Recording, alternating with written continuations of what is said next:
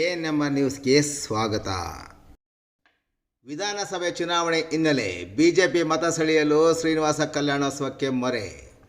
ವಿಧಾನಸಭಾ ಚುನಾವಣೆ ಹತ್ತಿರವಾಗುತ್ತಿದ್ದಂತೆಯೇ ರಾಜಕೀಯ ನಾಯಕರು, ಅದರಲ್ಲೂ ಆಕಾಂಕ್ಷಿತ ಬಿಜೆಪಿ ಅಭ್ಯರ್ಥಿಗಳು ಸೇರಿದಂತೆ ಕೆಲವರು ತಮ್ಮ ಕ್ಷೇತ್ರ ವ್ಯಾಪ್ತಿಯಲ್ಲಿ ಶ್ರೀನಿವಾಸ ಕಲ್ಯಾಣೋತ್ಸವಕ್ಕೆ ಮೊರೆ ಹೋಗಿದ್ದಾರೆ. ಕಲ್ಯಾಣೋತ್ಸವದಲ್ಲಿ ಭಾಗವಹಿಸುವ ದಂಪತಿಗೆ ಅರಿಶಿನ, ಕುಂಕುಮ, ಸೀರೆ, ಪಂಚಶಲ್ಯವನ್ನು ನೀಡಿ ಆಹ್ವಾನಿಸುತ್ತಿದ್ದಾರೆ.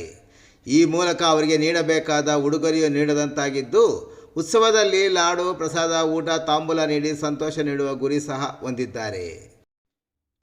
ಬೆಂಗಳೂರು ವ್ಯಾಪ್ತಿಯಲ್ಲಿ ಈಗಾಗಲೇ ಬಿಜೆಪಿ ಸಚಿವರು, ಕೆಲ ಶಾಸಕರು ಶ್ರೀನಿವಾಸ ಕಲ್ಯಾಣೋತ್ಸವವನ್ನು ನೆರವೇರಿಸಿದ ನಂತರ ಚಿಕ್ಕಬಳ್ಳಾಪುರ ಜಿಲ್ಲೆಯಲ್ಲಿ ಮತದಾರರನ್ನು ಸೆಳೆಯಲು ರಾಜಕೀಯ ನಾಯಕರು ಶ್ರೀನಿವಾಸ ಕಲ್ಯಾಣೋತ್ಸವದ ಮೊರೆ ಹೋಗಿದ್ದಾರೆ. ಬಿಜೆಪಿ ಮುಖಂಡರೇ ಹೆಚ್ಚಿನ ಸಂಖ್ಯೆಯಲ್ಲಿ ಈ ಉತ್ಸವ ನಡೆಸುತ್ತಿದ್ದಾರೆ. ಚಿಕ್ಕಬಳ್ಳಾಪುರದಲ್ಲಿ ಆರೋಗ್ಯ ಮತ್ತು ವೈದ್ಯಕೀಯ ಶಿಕ್ಷಣ ಸಚಿವ ಡಾಕ್ಟರ್ ಕೆ. ಸುಧಾಕರ್, ಬಾಗೇಪಲ್ಲಿ ಕ್ಷೇತ್ರದ ಬಿಜೆಪಿ ಟಿಕೆಟ್ ಆಕಾಂಕ್ಷಿ ಸಿ. ಮುನಿರಾಜು, ಗೌರಿಬಿದನೂರಿನಲ್ಲಿ ಪಕ್ಷೇತರ ಅಭ್ಯರ್ಥಿಯಾಗಿರುವ ಕೆ. ಎಚ್. ಪುಟ್ಟಸ್ವಾಮಿಗೌಡ ತಮ್ಮ ಕ್ಷೇತ್ರಗಳಲ್ಲಿ ಈಗಾಗಲೇ ಅದ್ದೂರಿಯಾಗಿ ಶ್ರೀನಿವಾಸ ಕಲ್ಯಾಣೋತ್ಸವ ನೆರವೇರಿಸಿದ್ದಾರೆ. ಇದೀಗ ಚಿಂತಾಮಣಿ ಕ್ಷೇತ್ರದ ಬಿಜೆಪಿ ಟಿಕೆಟ್ ಆಕಾಂಕ್ಷಿ ಅಭ್ಯರ್ಥಿ ವೇಣುಗೋಪಾಲ್ ಭಾನುವಾರ ನಡೆಯಲಿರುವ ಕಲ್ಯಾಣೋತ್ಸವ ನಡೆಸಲು ಕಳೆದ 2 ದಿನಗಳಿಂದ ಸಿದ್ಧತೆ ನಡೆಸಿದ್ದು, ಭಾನುವಾರ ಸಂಜೆ 5 ಗಂಟೆಯಿಂದ 9 ಗಂಟೆಯವರೆಗೂ ಕಾರ್ಯಕ್ರಮ ಹಮ್ಮಿಕೊಂಡಿದ್ದಾರೆ. ಚಿಂತಾಮಣಿ ನಗರದ ಪಾಲಿಟಿಕ್ ಮೈದಾನದಲ್ಲಿ ಕಲ್ಯಾಣೋತ್ಸವಕ್ಕೆ ಅದ್ದೂರಿಯಾಗಿ ವೇದಿಕೆಯನ್ನು ಸಿದ್ಧಪಡಿಸಲಾಗಿದೆ. ವೇದಿಕೆಯ ಜೊತೆಗೆ ನಗರದ ಬೆಂಗಳೂರು ಜೋಡಿ ರಸ್ತೆಯ ತಹಶೀಲ್ದಾರ್ ವೃತ್ತದಲ್ಲಿ ಮತ್ತು ಸರ್ಕಾರಿ ಮಹಿಳಾ ಕಾಲೇಜಿನ ಬಳಿ ಅದ್ದೂರಿಯಾಗಿ ಪ್ರವೇಶ ದ್ವಾರದ ಕಮಾನುಗಳನ್ನು ಸಹ ಅಳವಡಿಸಲಾಗಿದೆ.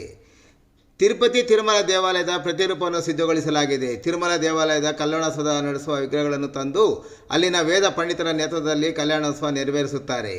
ಕಲ್ಯಾಣೋತ್ಸವಕ್ಕೆ ಲಕ್ಷಗಟ್ಟಲೆ ಹಣ ವೆಚ್ಚವಾಗುತ್ತಿದೆ.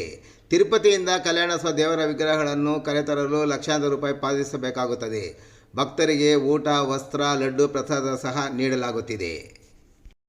ಒಟ್ಟಿನಲ್ಲಿ ವಿಧಾನಸಭಾ ಚುನಾವಣೆ ಹಿನ್ನೆಲೆ ಬಿಜೆಪಿ ಮತ ಸೆಳೆಯಲು ಶ್ರೀನಿವಾಸ ಕಲ್ಯಾಣೋತ್ಸವಕ್ಕೆ ಮೊರೆ ಹೋಗಿದ್ದು, ಇದು ಎಷ್ಟರ ಮಟ್ಟಿಗೆ ಲಾಭವಾಗುತ್ತದೆ ಎಂಬುದನ್ನು ಚುನಾವಣೆಯವರೆಗೂ ಕಾದು ನೋಡಬೇಕಾಗಿದೆ.